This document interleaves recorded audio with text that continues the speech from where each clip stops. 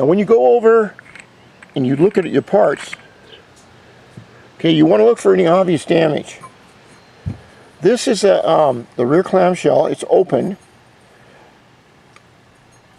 It starts off with the belt all the way down in here, and as your bike speeds up, this closes, and the belt rides at the very top here. Transversely, it runs at the very top of the front variator, the belt, and as you go in second speed, it drives down here, or it's opposite or something like that. What I'm going to do is I'm going to take a tiny bit of NICs, little tiny bit, not much, okay, and I'm going to put it on the bottom here.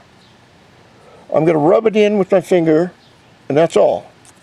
I'm going to rub the top in with my finger a little bit, and when I go to put this on here on the clamshell base, then there may be less chance of this torquing. Torquing means it's when the spring is supposed to, it generally doesn't move around around here when it's all put back together, but it can, where it catches down here and up on the very top, it torques, it bends, and that's not good. It can do it a little bit, it can do it a lot, but if you have a free-flowing base right here with a tiny bit of lube on it, not much, just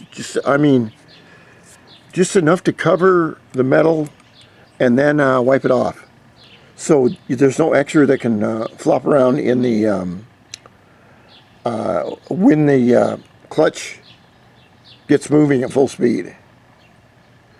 So this is the only thing I've noticed that's odd is this this part right here. I've never seen this before.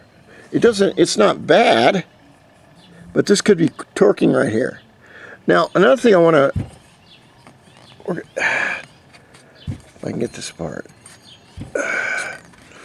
This is your rear clamshell, because it looks like a clamshell, right? Okay. Let's get on to the next video.